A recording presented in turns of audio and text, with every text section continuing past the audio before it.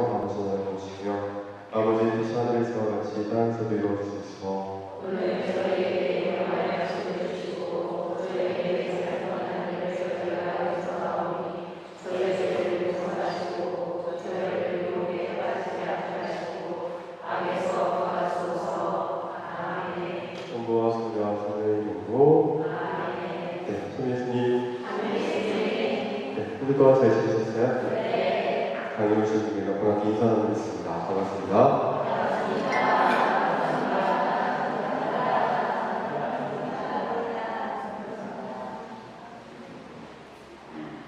네, 저는 휴가를 열정적으로 갔다 왔더니 감기가 걸렸어요. 그래서 목이 지금 좀 들으실 때 좀 불편하실 수 있는데 감안해 주시기를 부탁드립니다. 여러분 지난주에 성경 잘 읽으셨어요? 대답이 굉장히 현실한 걸 보니까 여러분 안 읽으신 것 같은 느낌이 드는 것 같습니다.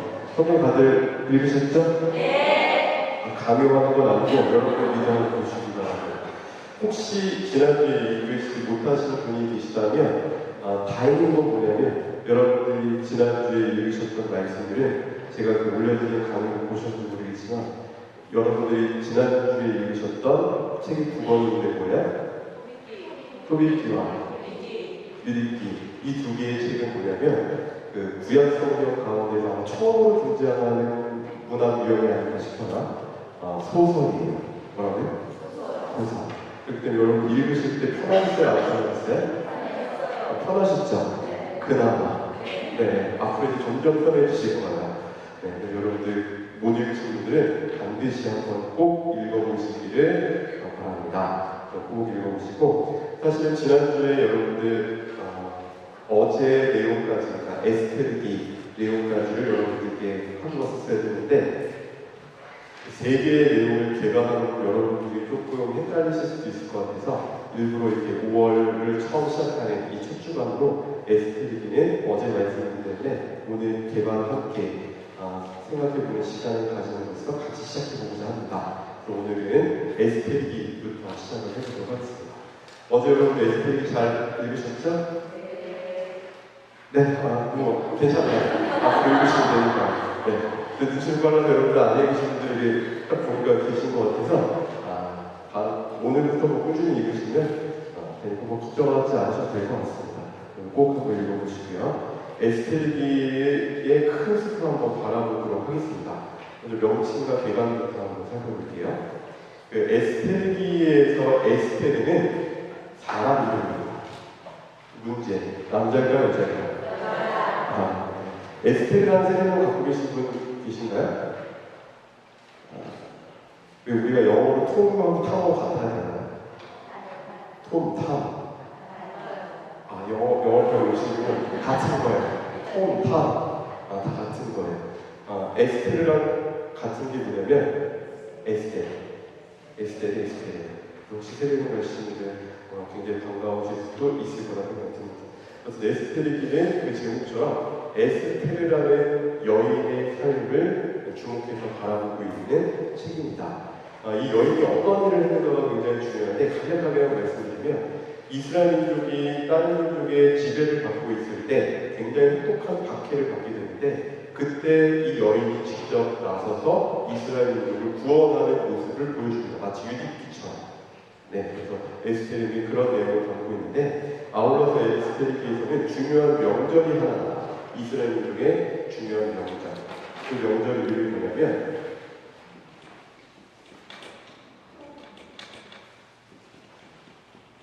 이름이 뭐예요? 이름이 낯선 분들 굉장히 많으실 텐데 저도 이번에 공부하면서 이번에 알았어요. 푸림절.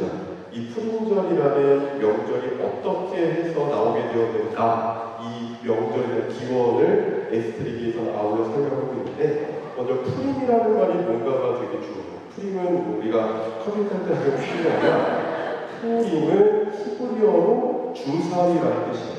뭐라고요? 주사위 분이 아시죠? 애들 게임할 때 쓰는 주사위. 그게 푸림이라는 뜻이에요. 푸림절은 주사위를 던졌던 그때를 기억하는 기념일이다 라는 것인데 이게 어떻게 해서 유래가 되었는가가 굉장히 중요해요. 아까 잠깐 설명드렸지만 에스테르기는 이스라엘 민족을 혹독한 혹독하게 박해하는 어떤 세력으로부터 에스테르라는 여인이 하나님의 도우심으로 구원으로 이끌어가는 과정에 대해 설명을 하고 있다 말씀을 드렸는데, 이때 당시에 이스라엘 민족을 아주 지독하게 괴롭혔던 사람 이름이 뭐냐면, 따라해보세요. 하만. 어제 읽으신 분들 아시죠? 하만이라는 사람이 굉장히 혹독하게 괴롭혀요. 왜 괴롭히는가가 중요해요. 그 에스테르라는 여인의 양 아버지가 있는데 이름이 뭐냐면, 따라해보세요. 모르도카이.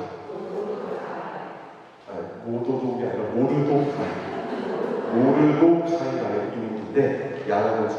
이 양아버지가 하나님께 대한 믿음이 워낙 충실한 사람이라서 하나님 외에는 아무한테도 무릎을 꿇거나 절을 하지 않았어요. 근데 하만이라는 사람은 어떤 사람이었냐면, 이때 당시에 그 나라의 넘버 2였어요. 그러니까 재상 역할을 했던 사람이에요. 얼마나 기세등등했겠습니까? 모든 사람이 굽신굽신 거리는데 누구만 인사를 안 해요? 모르도카이가 인사를 안 했어요. 유다인이었던 모르도카. 그러니까 하만이 여기 받았겠어요? 안 받았겠어요? 굉장히 받았겠죠. 그래서 하만이 어떤 생각을 하냐면, 모르도카이를 죽여야 되겠다라는 생각을 하는데, 그는 굉장히 지독하게 잔인한 사람이어서 이런 생각까지 해요. 모르도카이만 죽이는 게 아니라 모르도카이의 같은 민족들, 누구예요? 유다인들을 전부 몰살시켜야 되겠다라는 생각을 해요.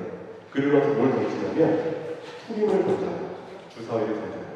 그걸로 뭘 정했냐면, 얘네들을 몇 월 며칠에 죽일까를 주사위를 던져서 결정해요. 그래서 이 푸림들이 여기서 기원한 겁니다. 그런데 여러분들, 주님의 도우심이 있었기 때문에 이스라엘 민족이 다 죽었을까요? 안 죽었을까요? 대신 누가 죽었을까요? 하만이 죽었어요. 언제 죽었어요? 지가 주사위 던진 날 죽었어요. 그래서 이스라엘 민족을 하나님이 구해주신 날, 이것을 기념하는 날이 바로 푸림절이라는 명절의 기원입니다. 오늘날까지 이스라엘 민족들이 거행하고 있는 아주 중요한 절기 중에 하나가 이 에스테르기에서 등장합니다. 그래서 이 에스테르기는 소설 형식을 띠고 있는 책인데, 이 에스테르기는 단순히 그냥 이야기만 들려주는 것이 아니라 그 이야기 안에 신앙적인 교훈을 첨가해서 쉽게 모든 사람이 이해할 수 있도록 이끌어주는 책입니다. 그것을 학자들은 교훈설화, 교훈을 주는 이야기다라고도 얘기를 하고, 조금 유식한 말로, 그런 내용을 알아두시면 조금 유식하다고 느낄 수 있어요.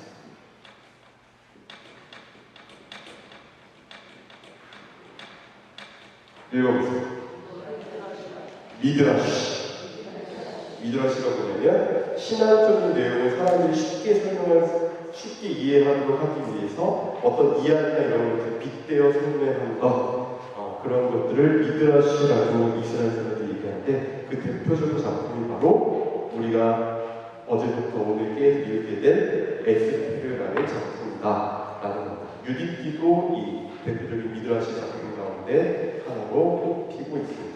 이렇게 계략적인 배관에서 말씀드렸고, 저자는 누군가, 이 에스테르기를 읽어보면 구약 성경에 등장하는 굉장히 유명한 인물들하고 모습이 굉장히 겹쳐요. 왜냐하면 이 저자는 구약 성경에 관한 굉장히 해박한 지식을 갖고 있었던 사람인 것으로 추측하고 있습니다. 그래서 본받을 만한 구약의 인물들의 이야기를 에스테르라는 인물에 완전히 투영시켜요. 읽다 보면 모세의 모습도 조금 나오는 것 같고, 아브라함의 모습도 나오는 것 같고, 이렇게 좀 많이 봤던 모습들을 에스테르의 모습을 통해서 바라보게 됩니다. 이 저자를 성경적인 지식이 많은 유대인으로 학자들이 추측하고 있다, 이렇게 얘기하고 있고요. 에스테르기의 내용상 봤을 때 이 책은 기원전 4에서 3세기 정도, 그 정도에 완성되었을 것으로 학자들은 추측하고 있습니다. 에스테르기에는 다른 책과는 다르게 특이점이 있어요. 재미있는 점이 있어요. 그러면 에스테르기 1장 1절 한번 펴보시기 바랍니다. 그것도 재미있는 일입니다. 필사하고 계시는 분들은 바로 아시죠? 왜냐하면 다른 점이 바로 발견돼요. 뭐가 달라요? 절, 1장 1절 하면 절 있죠. 이 옆에 써있는 숫자 1장 1절 옆에 뭐가 있어요? 이렇게 동글뱅이가 있죠. 이게 왜 있을까? 혹시 자세히 보셨어요? 에스테르기부터 달라지는 거라고 이렇게 추측하시는 거예요? 네, 의문을 갖고 있어야 되잖아요. 우리 처음 보는 거니까. 그래서 1하고 옆에 동글뱅이 1이 있죠. 이게 왜 있는 건가를 말씀드릴게요. 이게 특이점인데, 에스테르기는 처음에 어떤 언어로 쓰였냐면 히브리어로 쓰였어요. 뭐로 쓰였다고요? 히브리어로 쓰였었는데 여러분 에스테르기를 잘 읽어보시면 아시겠지만 그 안에 하나님에 관한 내용이 있어요? 없어요? 전혀 없어요. 전혀 없어요. 그래서 개신교에서는 이 에스테르기를 성경으로 인정하지 않아요. 하나님에 관한 언급이 없다고 했어요. 마카베오, 우리가 좀 이따 읽게 될 마카베오도 하나님에 관한 언급이 없기 때문에 성경을 인정하지 않는데 우리는 이걸 성경으로 인정하고 있습니다. 왜 그런가? 에스테르기는 먼저 히브리어로 구성된 책이 먼저 첫 번째 책이었어요. 그런데 읽다 보니까 후대 학자들이 여기 하나님이 등장해 안 되잖아요. 신학적인 내용을 발견할 수가 없는 거예요. 그래서 학자들이 그리스어로 이 히브리어 성경을 번역하는 과정에서 이 신학적인 내용을 에스테르기 안에 추가를 시킵니다. 그러니까 그리스어로 된 성경이 에스테르기가 합쳐진 거죠. 우리가 지금 갖고 있는 성경은 그리스어로 이제 추가된 에스테르기의 내용과 히브리어로 작성된 원래의 에스테르기가 합쳐져 있습니다. 여러분들 이제 저희 옆에 동그라미로 되어 있는 거 있죠? 이것은 원래 히브리어 에스테르기에 그리스어로 된 그 에스테르기가 추가된 부분을 이렇게 특별히 표시를 하고 있는 부분입니다. 여기 동그라미 있는 부분은 어떤 내용이 많겠어요, 여러분들? 아무래도 신학적이고 신앙적인 내용들이 많이 첨가되어 있는 부분이라 이 부분들이 아마 여러분들이 조금 더 감동적으로 다가오지 않을까라는 생각을 해보면서 그런 차이가 있다는 것을 미리 여러분들께 말씀드립니다. 그리고 줄거리 구조를 좀 보면 에스테르기는 소설 형식인 만큼 서문, 본문, 결문 그리고 에스테르기 조금 특이하게 맺음말이 붙어있는 구조로 되어 있습니다. 또 서문을 보시면 에스테르라는 여인이 어떻게 왕비의 자리에 오르게 되었는가에 관한 과정을 쭉 보여주고 있습니다. 재미있는 내용인데 이렇게 볼 수도 있고 본문에서는 본격적인 적이 등장해요. 아까 적이 이름이 뭐라고 했어요? 걔가 등장해서 굉장히 모르도카이와 그리고 이스라엘 민족을 박해하고 죽이려는 결심을 세우는 모습을 보여주고 있습니다. 그리고 아울러서 모르도카이가 주님께 기도를 하면서 이런 위기를 극복하는 모습까지도 본문에서 볼 수가 있습니다. 결론에서는 어떠한 부분이 나오냐면 주님의 도움으로 승승장구하면서 위기에 벗어난 이스라엘 민족이 막 승승장구하면서 발전하는 모습을 보여줍니다. 그리고 아울러서 아까 말씀드렸던 이 푸림절이라는 명절을 모르도카이라는 사람이 공식적으로 반포를 통해서 이스라엘들이 계속 잘 지키는 그런 역사에 관한 설명도 아울러서 보여주고 있는 그런 전반적인 구조로 이루어져 있습니다. 그래서 이러한 구조로 이루어져 있는 이 에스테르기에서 우리가 주목해서 바라봐야 할 신학적인 메시지가 뭐가 있는가? 세 가지가 있습니다. 첫 번째 먼저 뭡니까? 여성의 역할. 여러분 지금까지 읽었던 많은 성경들은 대부분 누구 위주예요? 남자 위주예요. 그런데 이 에스테르기를 읽어보시면 여성이 하느님의 도구로서 얼마나 열심히 또 충실히 그리고 활발히 활약을 했는가 여성의 활동적인 부분들을 너무나 잘 보여주고 있습니다. 그리고 두 번째, 하느님의 통치. 이게 뭐냐면 에스테르기에는 아까도 말씀드렸지만 하느님이라는 단어가 나오지 않아요. 그렇지만 보이지 않게 에스테르기가 하느님의 손길로 이렇게 올바로 이끌어지는 모습들을 잘 보여줌으로써 하느님이 이스라엘과 함께 하시면서 그들을 다스리는 모습을 우리는 이 에스테르기의 모습을 통해서 바라볼 수가 있습니다. 마지막으로 이 책이 저술된 목적은 뭐냐면 이스라엘 민족의 정체성을 깨우쳐주기 위해서요. 그래서 여러분 아까도 잠깐 말씀드렸지만 모르도카이가 하만에게 인사를 했어요 안 했어요? 왜 안 했다고 말씀드렸어요? 인사는 오직 누구에게만 하는 거예요? 무릎을 꿇고 절을 하고 인사를 드리는 것은 오직 하느님에게만 하는 것이었기 때문에 그는 거부했습니다. 이게 뭘 의미하는가? 이때 당시에 이스라엘인들은 유배 생활에 있었기 때문에 늘 이방인 문화에 젖어 있었어요. 우상숭배 위험에 빠질 수 있었죠. 그러한 상황에서 모르도카이의 모습을 보여줌으로써 이스라엘 민족은 하느님의 백성이라는 사실을 기억해야 되고 그 하느님의 백성들은 우상숭배로부터 멀어진 철저하게 이렇게 차단하는 그러한 올바른 신앙의 모습을 보여줘야 된다라는 것을 모르도카이의 모습을 통해서 잘 교훈적으로 전달하고 있는 책이다라는 것을 말씀을 드립니다. 이런 전반적인 개관을 토대로 에스테르기 내용으로 한번 들어가 보도록 하겠습니다. 그래서 어제 읽으신 말씀과 오늘 읽으신 말씀을 한번 같이 한번 가볼게요. 어제 읽으신 말씀에서는 여러분들이 에스테르가 어떻게 왕비가 되는가 그 부분을 보실 수 있을 텐데, 어제 그 말씀 읽으신 분들 한번 기억부터 살려보세요. 에스테르 이전에 왕비가 있었어요. 그 왕비 이름이 와스티 왕비였어요. 와스티. 근데 이 와스티 왕비가 엄청 이뻤던 것 같아요. 그냥 이쁘면 엄청 이뻤던 것 같아요. 왜냐하면 임금이 나라를 통치하고 술을 한 잔 탁 먹었는데, 술을 먹었을 때 가장 먼저 누가 생각이 나냐면 부인이 생각났어요. 얼마나 이뻤으면 이게 생각났어요. 그래서 그 왕이 이게 탁 술을 먹다가 누굴 부르냐면 자기 신하들이 왔는데 자기 아내를 불러 뭐라고 얘기하냐면, 자, 왕비한테 얘기해서 좀 화려한 입으면 예쁘게 시장에서 나오라고 그래. 이렇게 명령을 해요. 그러니까 자기 기분이 좋으니까 너무 자랑하고 싶은 거예요. 자기 부인이 이쁘다는 거예요. 여러분 다들 그런 경험 있으시죠? 저희가 형제님들 여러분 너무 자랑하고 싶은 거 그런 게 있으시죠? 술자리에서 이쁘기로 하고 와. 그렇게 할 수 있으시죠? 없으시죠? 없는 것으로. 와스티라는 사람은 그냥 이상적인 가상의 인물이니까 그런 사람이 있었다라는 거는 너무 자책하지 마시고. 어쨌든 너무 이뻤나. 근데 이렇게 와스티 왕비한테 크셀크스스 임금이야 이름이. 그 왕이 불렀는데 여왕이 왔어요? 안 왔어요? 안 왔어요. 임금이 화가 났겠어요? 안 났어요? 엄청 났죠. 그래서 왕비를 어떻게 해요? 죽이지 말아요. 폐위시켜요. 왕비에서 몰아냅니다. 그리고 새로운 왕비를 뽑게 되는데 젊은 여인들 가운데서 아주 아름다운 여인을 선발합니다. 그 여인이 누구였을까요? 에스테르였어요. 그렇게 왕비가 되는 과정을 보여줍니다. 이게 좀 단편적인 이야기들이라 이렇게 단편적으로 설명을 드릴게요. 이렇게 에스테르가 왕비가 되는 과정을 보여주고, 두 번째는 뭐가 이어지냐면 그녀의 양 아버지, 아까 이름을 뭐라고 했어요? 모르도카이라는 인물에 대해서 나옵니다. 모르도카이는 어디에서 일하는 사람이었냐면 그 왕궁의 그 성전 입구를, 그 왕궁 입구를 담당하는 문지기 역할을 했었어요. 이런 문지기 역할을 하면 뭐에 밝았을까요? 안과 밖에서 들리는 소문에 굉장히 귀가 밝았겠죠.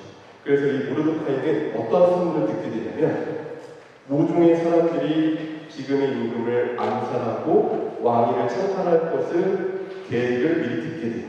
근데 이 모르도카이는 왕을 너무나 사랑했던 사람이기 때문에 어떻게 했겠어요? 얘기를 했겠죠. 근데 왕한테 직접 얘기할 수가 있어요? 없어요? 없었어요. 그럼 누구한테 얘기했어요? 자기 딸 여왕이 에스테르에게 얘기했죠. 그래서 왕에게 얘기해요. 임금님, 누군가가 임금님을 암살하려고 한대요. 누구야? 임금이 그 사람들을 다 죽여버리고 그 사건을 이렇게 넘어가는 것을 보여줍니다. 재밌는 게 뭐냐면, 모르도카이는 이렇게 임금을 살렸는데 임금은 모르도카이를 위해서 어떠한 선물도 베풀지 않는 그런 모습을 보여줘요. 근데 이게 임금이 매정해서가 아니라 백성들이 그것을 알려주지 않았기 때문에 그 밑에 있는 사람들이 모르도카이가 그렇게 훌륭한 일을 했다. 근데 재밌는 게 뭐냐면 이게 발단돼서 뒤에서 놀라운 일이 일어나요.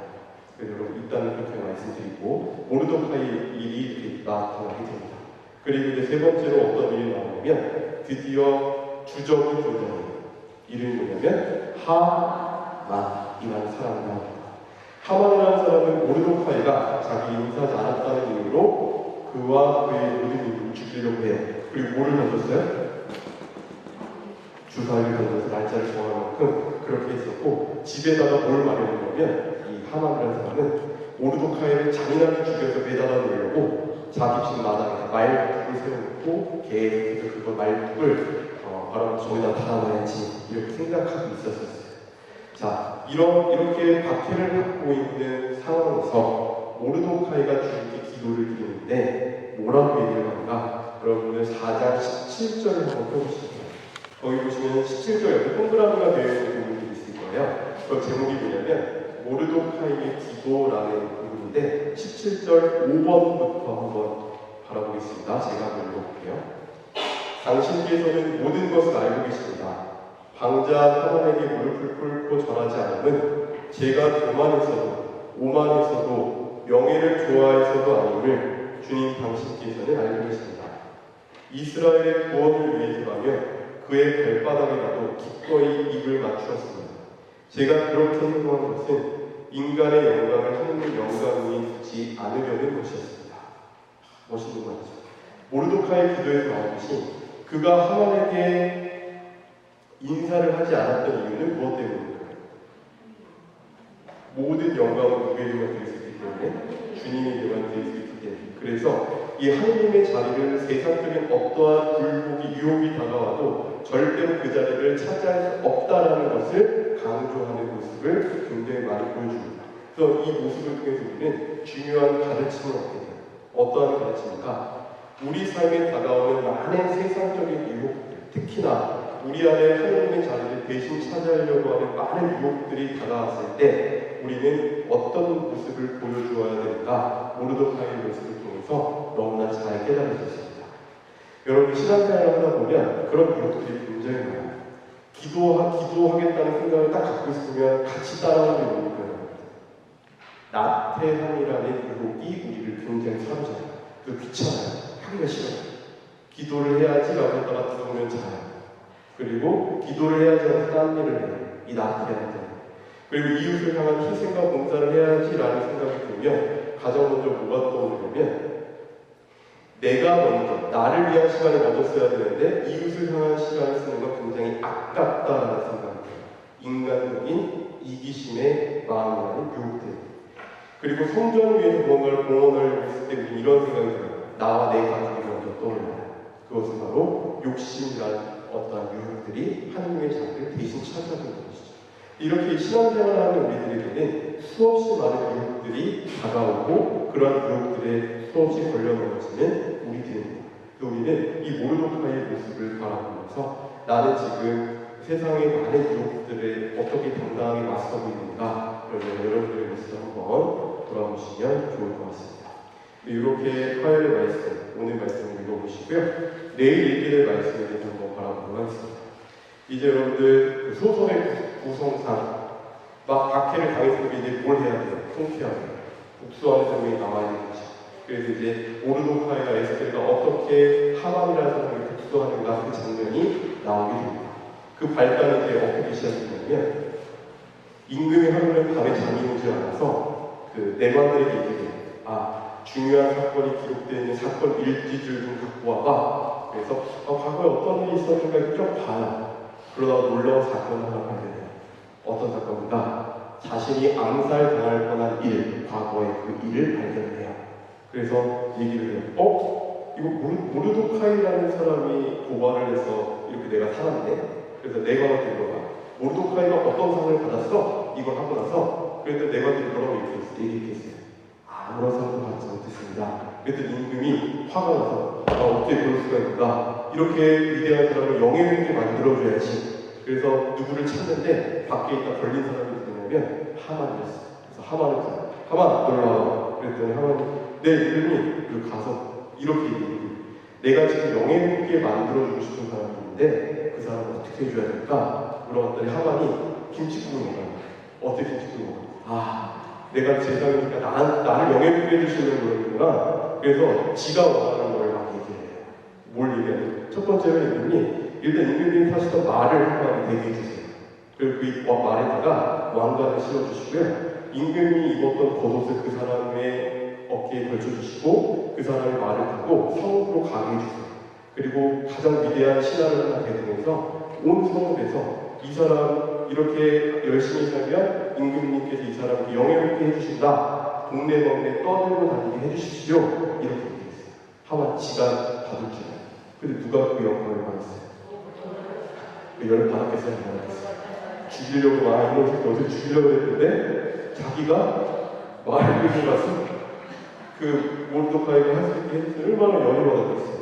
그래서 요즘 말로 요즘 젊은이들이 쓰는 말로 하만은 모르드카이에게 의문의 1패를 당합니다.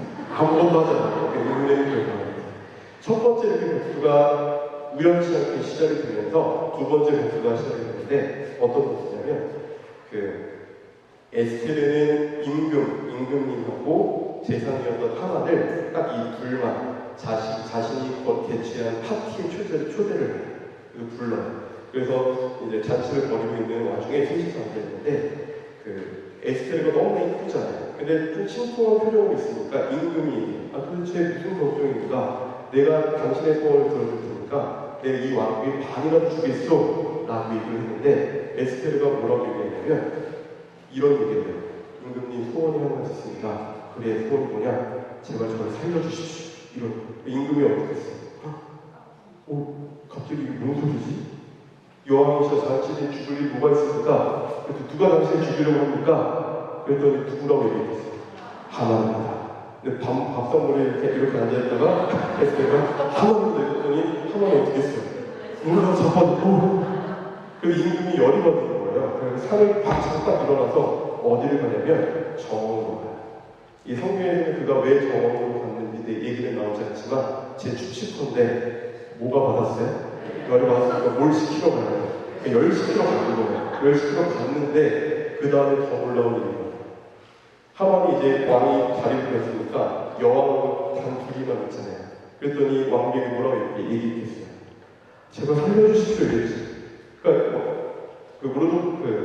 하만의 왕비에게 정리를 다 하고 제발 살려주십시오. 그랬더니 왕비 놀라서 어떻게 했어요? 왜 그랬어요? 이렇게 얘기했죠.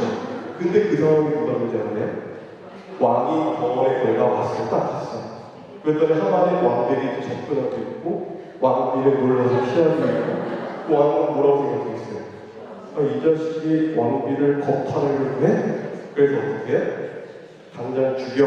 그랬어요. 그래서 왕이 당장 죽이는데 얘를 어떻게 죽일까? 그랬더니 신하들이 뭐라고 얘기하냐면 임금님 하만 집 가니까 말뚝이 하나 있더라고요.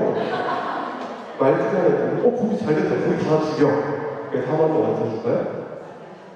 모르도카이를 달아 죽이려고 했던 말뚝에 지가 죽어요. 언제? 지가 유다인을 죽이려고 했던 그림자예요. 아주 통쾌한, 이거보다 통쾌한 복수가 있어요? 없어요? 없죠. 여러분들 제가 지지난주에 말씀드렸지만 복수를 하시려면 어떻게 하시냐면 한번 마음 먹으려면 제대로 하셔야 돼요. 제대로. 복수는 어떻게 해야 돼? 제대로. 근데 이 에스테르와 모르도카이가 어떻게 복수를 했는가가 우리 주님께서 말합니다. 그들은 어떻게 복수를 했는가? 하나님께 죄를 죽여주시기 이렇게 기도하지 않아요. 모든 것을 주님의 뜻에 온전히 내어맡긴 채 주님께 자신들을 내어맡겨서 기도만 해요. 그랬더니 어떻게 돼요? 자연스럽게 복수가 돼요. 사랑의 복수. 그래서 여러분들 누군가 미워하는 사람이 있으면 어떻게 하셔야 돼요? 주님 앞에 나아가셔서 이렇게 기도하셔야 돼요. 주님, 저는 저 인간을 어떻게 처리해야 될지 모르겠습니다. 당신 뜻대로 하소서. 그리고 미움의 마음을 내려놓으신 다음에 여러분들은 기쁘게 사랑하시고 복수는 누가 알아서 해주실 거예요? 심판은 하나님이 알아서 해주실 겁니다. 이러한 모습을 보시면서 나는 지금 내 주변에 있는 내가 미워하는 사람들의 모습을 어떻게 바라보고 그들을 어떻게 대하고 있는가 바라보시면서 지혜롭게 복수하시기 바랍니다. 복수를 하시면 그리고 복수를 하시려면 어설프게 해야 돼요? 완벽하게 해야 돼요? 완벽하게 하시고 여러분들의 마음에서 미움의 마음을 털어내는 그런 모습들을 보여주시기를 바랍니다. 그래서 이렇게 아름답게 모든 복수가 이루어지는 모습까지 해서 이 에스테르 등의 마무리가 됩니다. 주님의 율법과 계명에 충실하고 주님께 의지해서 어떻게 구원받는가 그런 모습들을 잘 보여주는데 소설 형식이기 때문에 읽으시면 굉장히 재미있으실 거예요. 여러분 한번 쭉 읽어보시면 좋으실 것 같습니다. 다음으로 읽으시게 될 책을 보면 마카베오기라는 책입니다. 이 책은 여러분들 역사서의 마지막 책이에요. 여러분들은 벌써 오경도 읽으셨고 역사서도 벌써 끝내셨고 다음 주에 그 다음 주에 여러분이 읽게 될 말씀이 뭐냐면 욥기부터 시작하는 시서와 지혜서라는 부분인데 거기는 성경 잠깐 보시면 아시겠지만 내용은 길어요 짧아요? 아주 짧아요. 너무 좋아요. 짧아요. 그래서 여러분들 요 고비만 넘기시면 성경책에 어떻게 넘어가냐면 막 읽어가시는 그런 모습을 보시고 요 고비만 조금 넘기시면 이 마카베오기가 어떤 내용을 갖고 있는가 역사서를 아름답게 마무리하기 위해서 그 내용에 대해서 한번 바라보도록 하겠습니다. 마카베오기를 여러분들이 좀 제대로 이해하시려면 이 배경이 되는 역사적인 상황에 대해서 여러분들이 먼저 알아두실 필요가 있습니다. 이 마카베오기를 이해하기 위해서 가장 먼저 우리가 바라봐야 될 임금이 하나 있는데 그 왕의 이름이 뭐냐면 여러분들이 잘 알고 계시는 이름이에요. 알렉산드로스라고 성경에 나와 있는데 여러분들에게는 아무래도 알렉산더 대왕이 조금 더 익숙하시지 않을까 싶습니다. 저 처음에 알렉산더가 누구야 이랬는데 읽다 보니까 알았어요. 이 사람이 알렉산더 대왕이에요. 네, 알렉산더 대왕 뭐 원탁의 기사, 뭐 엑스칼리버 이런 어렸을 때 우리가 많이 읽었었잖아요. 그런 알렉산더 왕으로부터 시작을 하는데 이 알렉산더 대왕이 기원전 336년 연도를 기억하실 필요 없어요. 기원전 336년에 마케도니아라는 제국의 왕이 옵니다. 그러면서 무엇을 퍼뜨리냐면 우리가 흔히 잘 알고 있는 헬레니즘 문화를 퍼뜨리게 돼요. 왜 우리가 이렇게 퍼뜨리게 되냐면 땅을 점령하는데 얼마나 많이 점령했냐면 인도까지 점령을 하는 어마어마한 땅을 건설하기 이릅니다. 근데 안타까운 게 뭐냐면 이 인도까지는 광활한 제국을 다 점령을 했는데 통일을 한 지 3년 만에 죽어요.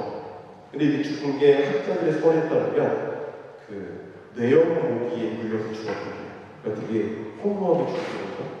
온 세상 통치했던 지배잖아요. 어쨌든 이렇게 3년 만에 죽게 되면서 알렉산더 대왕은 33살의 죽음을 맞이하게 되는데 그는 경상에 있으면서 자신이 아꼈던 그 장군들 있잖아요. 장군들에게 이 광활한 제국을 분할해서 나눠줘요. 총 4개의 장군인데 그 4개의 장군에게 다 나눠줘요. 그래서 우리가 알고 있는 이집트라는 지역은 프톨레마이오스 이름이 뭐라고요? 프톨레마이오스. 네, 이것도 기억하셔야 돼요. 프톨레마이오스. 이집트는 그런 왕조가 다스렸고 메소포타미아와 시리아 쪽은 누가 다스렸냐면 셀레우코스. 따라해서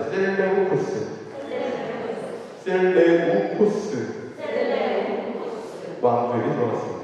그리고 예루살렘이 속한 이 팔레스티나라는 지역은 이 프톨레마이오스 왕조와 셀레우코스 왕조가 둘이 막 번갈아가면서 막 누가 차지하고 막 번갈아가면서 다스리는 여러 번 주인이 바뀌는 모습을 보여줍니다. 그러한 상황 속에서 역사적 배경 속에서 이스라엘 민족을 어떤 왕조가 다스리게 되냐면 아까 말씀드렸던 셀레우코스 왕조가 다스리게 됩니다.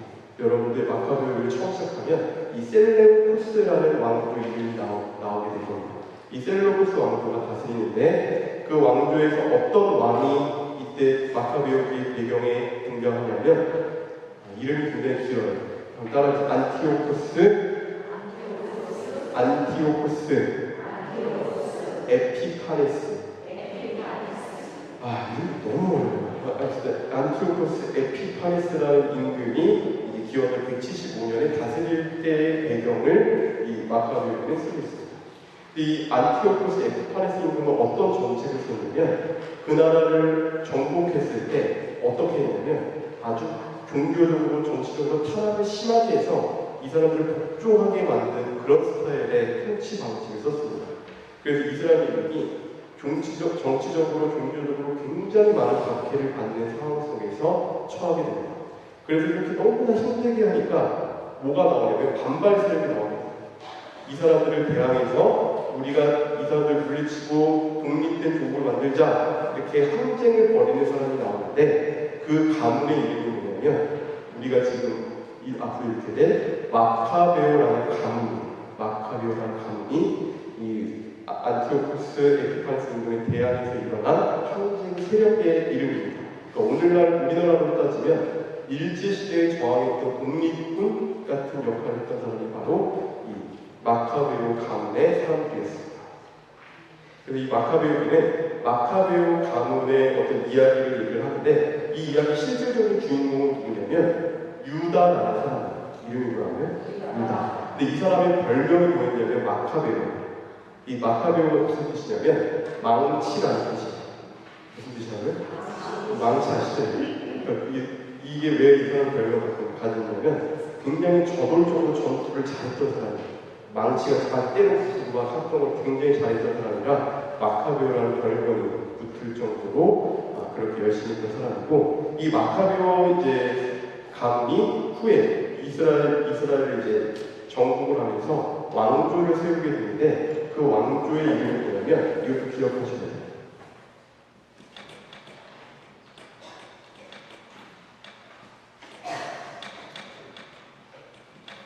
이름이 뭐예요? 이거는 조금 적어두시거나 기억을 좀 해주시기 바랍니다. 앞으로 좀 읽으시게 될 거고, 하스모네아 왕조라는 이름을 쓰게 됩니다. 이게 어디서 나오게 된 거냐면 마카베오의 할아버지 이름이 이거예요. 하스모. 그래서 이 하스모네아 왕조가 새롭게 건립되는 모습을 여러분들 바라보시게 될 겁니다. 그리고 여러분들 주목해서 바라봐야 될 게 뭐냐면 마카베오의 상하권의 관계가 여러분들 주목해서 바라봐야 됩니다. 여러분이 지금까지 읽었던 상하권으로 나눠져 있는 모든 책들은 다 어떻게 되냐면 내용이 어떻게 됐어요? 자연스럽게 이어졌었는데 이 마카베오의 상하권은 좀 차이가 있어요. 마카베오의 상권은 역사가 굉장히 긴 역사를 얘기합니다. 그리고 마카베오의 상권은 중복되게 그 긴 역사 안에서 일부의 역사만을 또다시 보도하고 있어요. 그러니까 내용이 중복되지 않아요? 중복되는 모습을 여러분들은 발견하실 겁니다. 마치 열왕기 읽으시고 역대기 읽으시는 그런 느낌들을 아마 받으시지 않을까 싶은데 이렇게 차이가 있는 이유가 있어요. 마카베오의 상권은 저술된 목적이 뭐냐면 이 하스모네아 왕조가 어떻게 정당성을 가지고 세워졌는지를 설명하기 위한 목적으로 쓰여졌던 게 마카베오의 상권이에요. 반면에 마카베오의 하권에서는 많은 인물들 가운데 누구만 나오냐면 유다 마카베오 이야기가 나와요. 그러면서 그의 어떤 부분을 강조하냐면 성전에서 하느님께 예배를 잘 드렸던 그의 모습만을 부각시켜서 설명하고 있어요. 왜냐하면 하권의 목적은 성전에서 이스라엘인들이 열심히 제사를 봉헌하고 신앙에 충실하기를 바라는 목적으로 지어졌기 때문에 상권과 하권의 목적이 서로 달라서 내용이 이어지는 게 아니라 중첩되지만 다른 뉘앙스로 전달되고 있다라는 것을 여러분께 미리 말씀드립니다. 저작 연대부터 보시면 오늘은 상권만 말씀드리면 그 마카베오의 상권은 역대기의 역사서 사관을 갖고 있는 학자들에 의해서 저술된 것으로 바라보고 있고 최종 완성된 연대는 기원전 134년에서 63년 정도로 추정하고 있습니다. 이건 상식으로 알아두실 수 있고 구조미 줄거리를 보면 마카베오의 상권은 크게 그 에스테르기처럼 서문, 본문, 결문으로 나눌 수 있습니다. 서문에는 어떤 내용이 나오냐면 그 이스라엘 민족을 박해하는 그 안티파네스가 어떻게 나오게 되었는가, 역사 속에 어떻게 등장하는가 그런 기원이 나오게 되고 그 마카베오의 아버지가 이제 그 안티파네스 임금에 대항해서 항쟁을 벌이는데 마카베오의 아버지 이름이 마타티아스 이름이 뭐라고요? 마타티아스. 그 아버지가 아들과 함께 항쟁을 딱 시작하는 모습을 보여주는 게 서문의 모습입니다. 본문에서는 이 아버지가 죽고 난 다음에 그의 아들이었던 유다, 요나탄, 시몬 이 세 아들이 아버지 유지를 이어받아서 주님의 뜻에 따라서 어떻게 이 이민족들에게 항쟁을 벌이는가 그런 부분들을 쭉 보여주고 있고 마지막 결론에서는 그 시몬이라는 마지막 아들이 죽음으로써 마카베오 가문의 역사가 마무리되는 그리고 하스모네아 왕조가 새롭게 시작되는 모습을 보여주면서 상권이 마무리가 되고 있습니다. 여기 이런 내용을 갖고 있는 마카베오기에서 우리가 주목해서 바라봐야 될 부분은 뭐냐면 신학적 메시지는 뭐냐면 첫 번째 율법에 대한 성실성이라는 메시지입니다. 이 마카베오 가문이 안티오코스 에피판스 임금에 대항해서 일어난 가장 중요한 이유는 뭐냐면 그 임금이 이스라엘 민족들의 율법을 파괴하고 성전을 파괴하고 이민족들을 우상 숭배에 빠지도록 칙령을 내요. 이거에 그 마카베오 가문들이 화가 나서 항쟁을 일으킨 겁니다. 다시 말하면 이들은 율법에 굉장히 충실했던 사람들. 그래서 이 율법이 얼마나 중요하고 충실하게 지켜야 되는가 이 부분을 마카베오 상권에서는 잘 보여주고 있고 이 두 번째 시작의 메시지는 뭐냐면 역사 안에 실제하는 하느님 마카베오기에서도 하느님이라는 단어는 나오지 않아요. 그런데 보이지 않는 하느님의 도움을 통해서 이 마카베오 가문이 승리를 거두는 전쟁마다 승리를 거두는 모습을 보여줌으로써 이 역사 이스라엘의 역사 안에서 하느님이 언제나 함께하고 계시다 이런 것들을 느끼도록 잘 이끌어주고 있는 책이다라는 것을 이렇게 말씀드리면서 내용으로 한번 들어가 보도록 하겠습니다. 네, 남은 바람에 한번 들어가보겠습니다. 목요일에 읽게 될 말씀 한번 볼게요. 이제 목요일 말씀에서 마카베오 가문이 어떻게 이제 등장하게 되는가라는 부분이 나오는데 이스라엘의 임금이었던 그 안티오코스 에피파네스가 굉장히 우상 숭배를 내리고 우상 숭배를 권장하고 부정하게 모든 걸 만들라는 이상한 얘기를 해서 이에 화가 난 마타티아스가 항쟁을 이제 벌이게 되는데 이 모습을 저는 읽으면서 이런 말이 떠올랐어요. 어떤 옛날에 어떤 역사 강의에서 들었던 말인데 시대가 영웅을 만든다 라는 단어가 떠올랐어요. 시대가 뭘 만들까요? 영웅을 만든다. 그때 들었던 강의 내용이 뭐였냐면 우리나라가 일제 치하에 있을 때 많은 독립군 영웅들, 독립투사들 탄생했잖아요. 그들이 어떻게 탄생하게 되었을까? 그들이 받았던 시련과 고통을 마주하고 당했기 때문에 그것에 항거하는 모습으로 영웅이 탄생했던 그런 모습들을만 얘기했던 그 기억이 나는데 마카베오의 이 모습을 보면서 문득 이런 생각이 들었어요. 시대가 영웅을 만든다. 그러면서 저는 이것을 영적인 어떤 삶으로 좀 변환시키는 과정에서 굉장히 명언을 하나 만들었는데 여러분 한번 잘 한번 따라해보세요. 시련 따라해. 시련 성인을 만든다. 쉽지 않습니다. 제가 만들어서 감사합니다. 시련이 뭘 만들어요? 여러분들 신앙생활을 잘 하시다는 걸 아시겠지만 신앙생활 안에서 많은 분들이 바라시는 게 뭐냐면 마음의 평화를 얻기를 바랍니다. 이런 얘기를 해요. 이게 무슨 얘기냐면 쉽게 얘기하면 내가 신앙생활 하는 도중에 어떠한 시련, 어떠한 고통, 어떠한 아픔 이런 것도 잊지 않기를 바라는 마음들이 가득하다라는 거예요. 여러분들 알고 계셔야 돼요. 여러분들의 삶에 신앙생활하는 신앙 여정 안에서 어떠한 아픔도 어떠한 고통도 어떠한 십자가도 없다면 여러분 하나님을 믿으시겠어요? 안 믿으시겠어요? 제가 단언컨대 여러분은 절대 하나님을 믿지 않으실 거예요. 왜냐하면 하나님을 믿지 않고 의지하지 않고 내 삶이 그냥 편한데 내가 뭐하러 굳이 열심히 기도하고 매달리고 미사하고 하겠습니까? 상식적으로 그렇지 않겠습니까 여러분들? 여러분들 지금 내 삶에 어떤 시련과 고통이 다가오고 있다 그리고 닥치고 있다 그 중에 있다 라고 한다는 것은 여러분들은 엄청난 축복 속에 살아가고 있다는 것을 기억하셔야 됩니다. 왜냐하면 여러분들 유기기를 읽어보신 분들은 아시겠지만 거기에서는 하느님의 뜻에 충실한 이들이 받는 고통에 대해서 뭐라고 얘기하냐면 이렇게 얘기해요. 하느님께서 그 사람을 영적으로 더욱 성장시켜 주시기 위한 하나의 시험이다라고 표현을 하고 있어요. 어디에서? 유기기에서. 혹시 발견하지 못하시는 분 꼭 한번 찾아보세요. 그래서 이 말씀이 우리 신앙인들에게는 굉장히 큰 위로가 되고 위안이 되는 겁니다. 그래서 내 지금 삶에 시련이 있고 어려움이 있고 고통이 있다면 하나님이 지금 나를 특별히 선택해 주셔서 나의 믿음을 더욱 성장시켜 주시기 위한 사랑의 또 다른 표현이 바로 이 시련과 고통이다 라는 것입니다. 그래서 여러분들은 시련과 고통이 다가올 때 어떻게 말씀을 하셔야 되냐면 이렇게 말씀하셔야 됩니다. 저를 한번 따라해주세요. 주님 저를 성장시켜 주셔서 감사합니다. 더 주세요. 고통이 다가오는 기쁘게 언제나 주님이 나에게 나의 영적인 성장을 위해 주시는 것이다 라는 생각으로 기쁘게 받아들이시는 여러분이 되시길 바라면서 여러분들은 지금 내 삶에 다가오는 많은 십자가들 어떻게 주님의 선물을 받아들이고 있는가 한번 돌아보시기를 바랍니다. 저도 이걸 묵상하면서 저도 그런 생각했어요.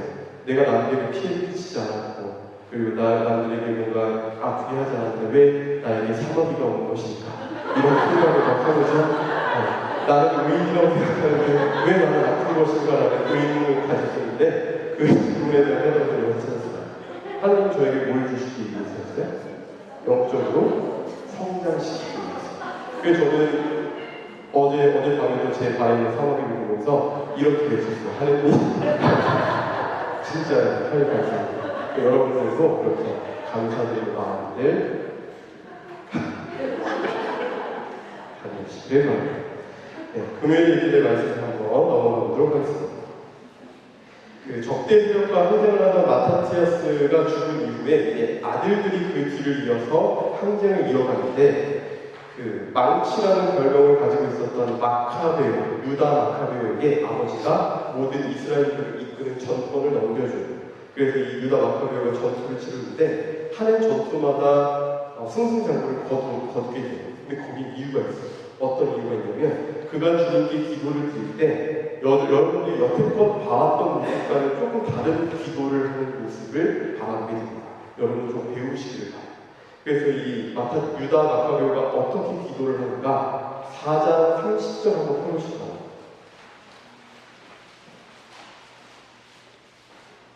이렇게 기도를 해요. 그는 적군이 강한 것을 보고 이렇게 기도하였다. 이스라엘의 구원자께서는 찬미 받으소서. 당신께서는 당신의 종 다윗의 손으로 거인의 공격을 물리치시고 사울의 아들 요나탄과 그 무기 단번의 손에 필리스티아인들의 지명을 넘기셨습니다. 저 지명을 당신 백성 이스라엘의 손에 넘겨주시고 저들이 자기들의 보병과 기병을 수치스럽게 여기도록 해주십시오. 이 기도에서 여러분 좀 특이한 점 발견하셨어요? 그냥 그런 것 같아요. 여기 기도할 때 어떤 인물이 나와요? 성경 속의 인물 다윗이라는 인물을 언급하고 있습니다. 그리고 여러분 4장 8절 한번 펴보세요. 제가 한번 읽어볼게요. 그때 유다는 자기 군사들이 이렇게 말하였다. 저들의 수가 많다고 두려워하지 말고 저들의 공격을 겁내지 마라. 파라오가 군대를 이끌고 북쫓아왔을 때 우리 조상들이 홍해에서 어떻게 구원받았는지를 상기하라. 여기서 주목해서 바라볼 부분이 뭡니까? 탈출기의 예입니다. 여러분들 마카베오가 기도할 때 어떻게 기도했어요? 그냥 무조건 기도한 게 아니라 근거를 들면서 기도했어요. 어떤 근거를 들면서 기도했습니까? 성경 속에 나오는 인물 가운데서 나랑 지금 비슷한 위치에 처한 사람들이 어떻게 하나님으로부터 구원을 받았는가의 모습을 기억하였고 그 모습에 확신을 가지고 있었고 그들처럼 자신도 되게 해달라고 기도를 했다는 점이 이 유다 마카베오의 기도의 특이점입니다. 여러분들 이 부분은 우리 이제 성경을 읽고 있는 우리들에게 굉장히 중요한 메시지를 전해주고 있어요. 왜냐하면 제가 여러분에게 성경을 읽히는 목적과 이게 일맥상통하기 때문입니다. 여러분 성경 왜 읽으시는 거예요? 그냥 신앙을 한 번쯤 읽어보려고? 한 번쯤 이 목표를 도전해보려고? 여러분이 성경을 읽는 목표는 제가 귀에 못씹어 크게 말씀드렸지만 이 성경 안에서 여러분들은 뭘 발견하셔야 돼요? 주님이 여러분에게 말씀하시는 신앙적인 메시지를 발견하셔야 돼요. 그런 것 없이 읽으시면 여러분들이 그냥 1년 동안 허송대학을 보내시는 거예요. 여러분들이 이 성경을 읽으시면서 발견해야 될 게 무엇이냐면 이 유다 마카베오 같은 모습입니다. 어떤 모습입니까? 이 성경에 막 등장하는 많은 인물들 가운데서 지금 나랑 굉장히 비슷한 처지에 있는 인물들의 모습을 먼저 바라보시고 그들이 어떻게 하나님의 도움으로 구원을 받았는가 그걸 바라보시고 그리고 여러분들은 그 모습을 통해서 확신을 가지셔야 돼요. 내가 주님을 끝까지 믿고 따르면 주님은 나를 그 사람을 구원해 주셨던 것처럼 오늘의 사람은 나도 주님의 손길로 구원해 주실 것이다. 확신을 가지셔야 돼요. 모든 이 마카베오가 성경 속 인물을 통해서 확신을 가지고 기도했던 거죠.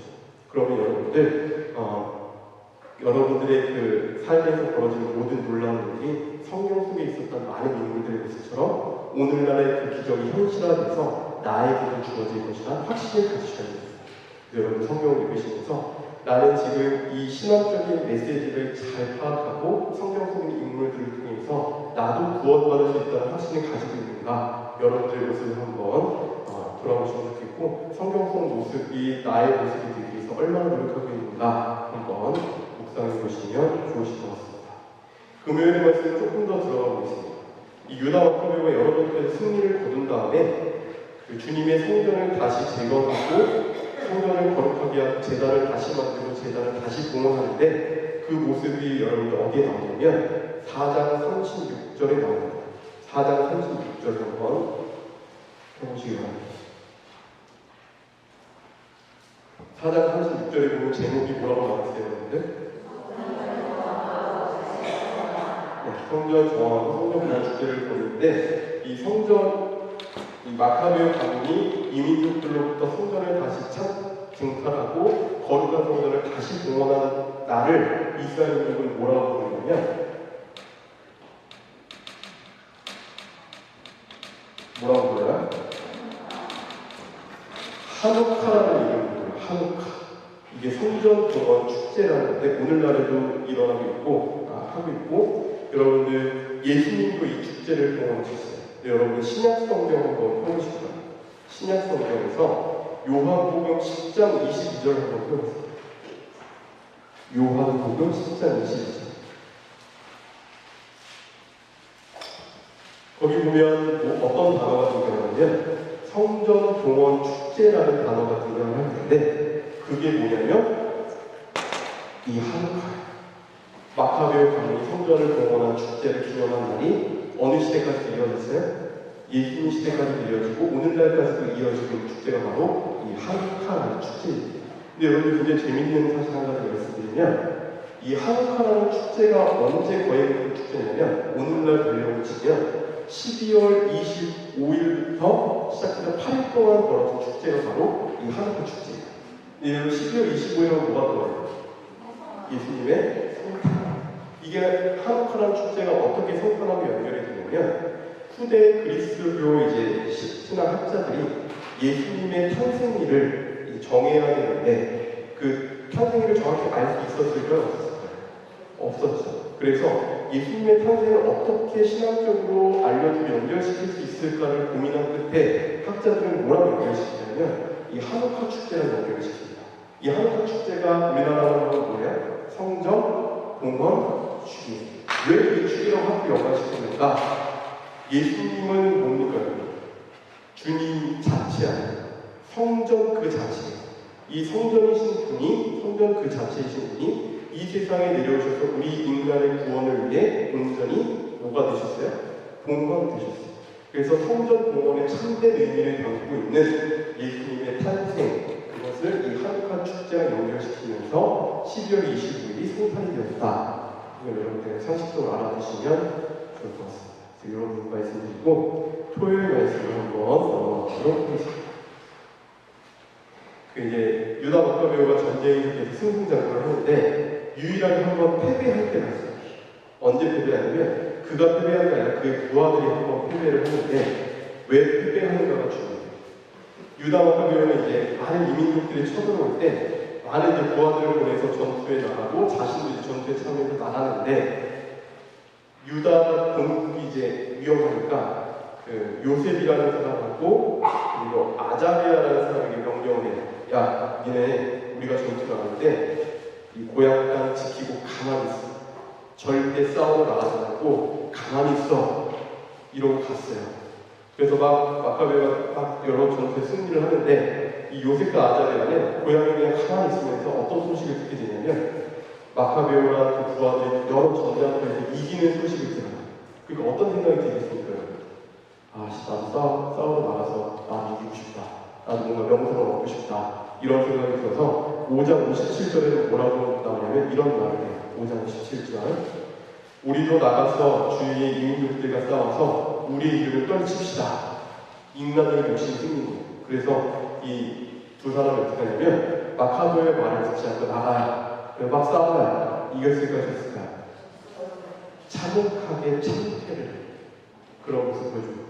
그래서 5장 61절에는 그들이 패배한 이유에 대해 이렇게 얘기해요. 이 백성이 크게 패배한 것은 자기들도 동맹을 떨치려고 유다와 그의 형제들의 말을 듣지 않았기 때문이다. 패배한 이유가 뭐예요? 마카베오의 말을 듣지 않았기 때문이다. 라고 나와 있는데 이걸 조금 더 자세하게 나와요.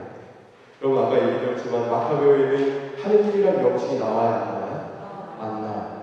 마카베오라는 사람을 통해서 이루어지는 자연스러운 하느님의 손길 이것을 보여주는데 마카베오는 굉장히 하느님에 대한 믿음이 충실한 사람이었어요. 왜 그렇게 믿음이 충실한 사람이 이 요셉과 아자리에게 뭐라고 얘기해요? 싸우지 마. 그것은 누가 명령한 거예요? 하느님이 그들에게 명령한 거예요. 근데 그들은 말을 들었어요? 안 들었어요? 안 들고 나가서 졌어요. 그러니까 이들은 하느님의 말씀을 듣고 나서도 인간적인 욕심 때문에 하느님의 위치에 세상적인 자신의 욕심이 들어가서 전투에서 패배했다라는 거예요.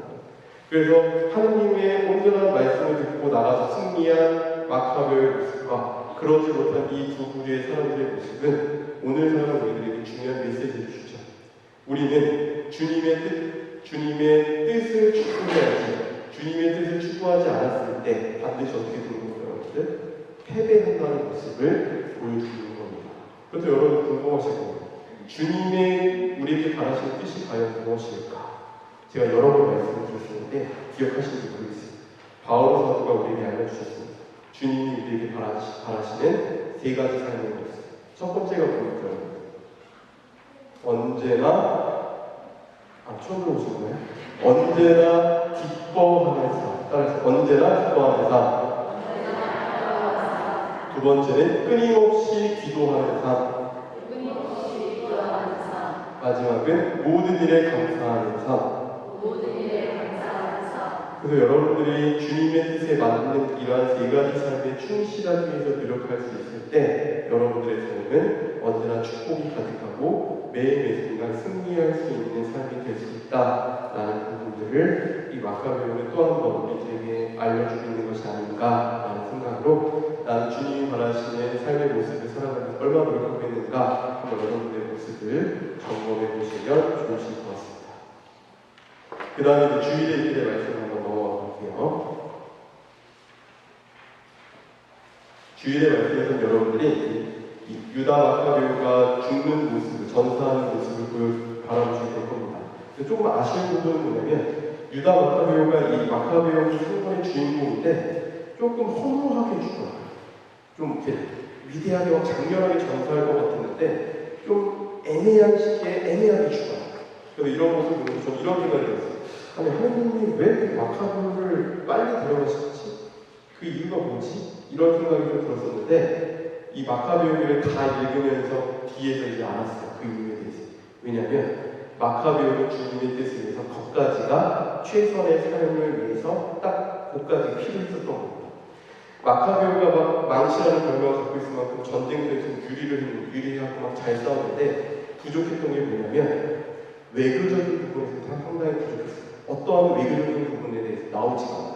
그런데 이 마카베오의 뒤를 이어서 임금이 된 그의 동생 요나탄이라는 사람은 어떤 모습을 보여주냐면 싸우는 모습은 많이 보여주지 않지만 굉장히 지혜로웠던 것 같아요. 막 중간에서 외교를 되게 잘해요. 그래서 이스라엘을 더 국강하게 만들어요. 이 모습을 바라보면서 전 이런 생각을 했어요. 내가 이스라엘 민족의 역사를 바라볼 때 마카베오 가문의 얘기를 바라볼 때 너무 좁은 시각으로 한정적으로 바라봤구나 라는 생각을 저는 좀 가지게 되는데 이런 생각에 또 하나의 가르침을 저는 얻게 됐어요. 우리 인간들이, 우리 사람들이 얼마나 좁은 식견을 가지고 살아가면서 하느님의 그 커다란 위대한 뜻을 함부로 바라보려고 했는가 이런 생각을 가지게 됐습니다. 여러분 가운데서 여러분의 1초 뒤에 어떤 일이 벌어질지 예측하시는 분 계십니까? 우리 가운데서는 누구도 미래에 대해서 1초도 예측하지 못합니다. 그런데 하느님은 우리보다 어떻게 바라보시나요? 더 멀리, 더 높게, 더 넓게 바라보시는 분이 바로 하느님이십니다. 그래서 우리가 주님께 기도를 드릴 때에는 여러분 어떻게 드려야 될까요? 주님, 제가 바라는 대로 이루어주시고 이렇게 기도해야 됩니까, 여러분들? 그러면 여러분들 반드시 망해요. 왜냐하면 우리는 욕까지밖에 못 합니다. 우리는 더 멀리 바라보시고 우리 삶에 가장 최선의 것을 주시는 주님께 당신의 뜻대로 이루어지셔서 이런 기도를 하셔야 돼요. 그래서 주님의 기도를 그런 의미인 것이죠. 여러분들은 수많은 성인들의 삶의 모습을 지금까지 바라보셨지만 모든 성인들이 다 주님께 자신의 삶을 온전히 내어놓았어요. 왜냐하면 주님이 더 멀리 보시기 때문에. 그래서 우리도 우리에게 최선을 주시고 가장 멀리 바라보시는 주님께 얼마나 나의 모든 내어 맡기고 있는가 유다 마카베오와 마카베오 가문의 모습을 보시면서 한번 묵상해 보시면 좋으실 것 같습니다. 이렇게 말씀은 유다 마카베오에 이어서 요나탄이 외교 정책을 펴는 모습을 바라보시게 될 텐데 요나탄이 왕에 딱 올랐을 때 그 이스라엘 민족을 다스렸을 때 굉장히 재미있는 모습이 등장해요. 뭐냐면 그 이스라엘 민족을 지배했던 왕조가 아까 뭐라고 말씀드렸어요? 셀레우코스 왕조가 다스리고 있었다라고 말씀드렸죠. 안티오코스 에피파네스 임금. 근데 이 요나탄이 딱 이스라엘 민족을 다스리는 위치에 올랐을 때 그 셀레우코스 왕조에서 어떤 일이 벌어지냐면 자기네들끼리 내분이 일어나요. 그래서 왕이 2명이 나와요. 그래서 여러분 이걸 읽다 보면 갑자기 왕이 2명이 나와요. 이게 뭐지 하면 이게 세력이 갈라졌어요. 전통적인 왕의 가문에서의 왕이 나오는 거고 하나는 다른 데서 이렇게 격가지로 나와. 이 둘이 서로 막 맞붙는데 재밌는 게 뭐냐면 그 전까지 셀레우스 왕조가 이스라엘로 그렇게 박해했잖아요. 그런데 자기네들이 왕권이 분리가 되면서 막 세력 다툼을 하다 보니까 누가 캐스팅 보드를 쓰냐면 요나탄이 캐스팅 보드를 줬어요. 그래서 이 두 개의 왕조가 옛날에 엄청 박해했다가 요나탄한테 잘 보이려고 요나탄 좀 힘 세잖아. 우리 편에 붙어서 우리 좀 밀어줘. 그래서 저쪽 반대되면 좀 없애야 되겠어. 이렇게 얘기를 해요.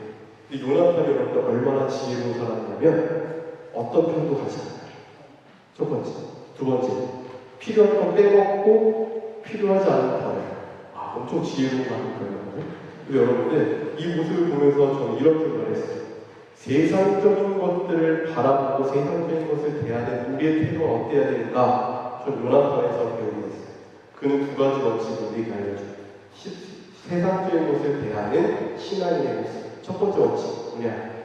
세상적인 것들이 아무리 편하고 아무리 유용하더라도 그것에 얽매이게 되어야 돼요? 안 돼. 이게 첫 번째 원칙. 두 번째, 세상적인 것에서 유용한 것은 어떻게 해야 돼요? 취하고 그렇지 못한 것은 단호하게 버리는 것. 여러분들 세상적인 것들 뭐가 있을까요? 여러분이 가지고 계신 세상적인 권력, 지위, 명예, 돈, 재물, 재산 이런 모든 세상적인 것들 있죠? 그런 것들이 여러분들의 삶을 편하게 해줘도 얽매이게 되어야 돼요. 안 돼요. 그리고 두 번째, 이 세상적인 것들이 유용하고 유용하지 않습니다. 여러분 돈 있으면 편해야 돼요. 네, 성전도 지을 수 있고 뭔가 공사도 할 수 있고 이렇잖아요. 그래서 유용한 걸 어떻게 해야 돼요? 자꾸 이렇게 유용한 부분을 자꾸 사용해서 우리가 이용해 먹어야 돼요. 반면 그런 것들이 나를 잠식해서 하나님으로부터 멀어지게 만들 때 어떻게 해야 돼요? 배척해야 돼요.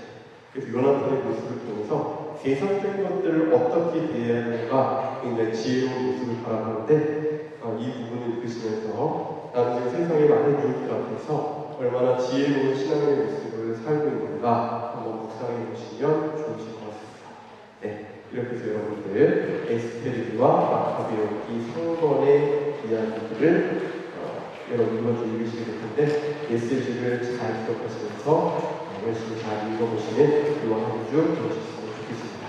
네, 마지막으로 한곡 드리고 마치겠습니다. 공부해 주십시오.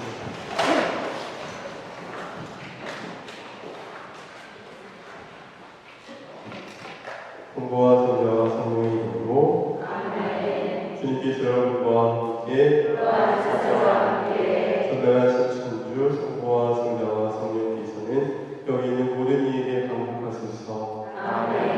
주님을 찬양합시다. 하느님 감사합니다.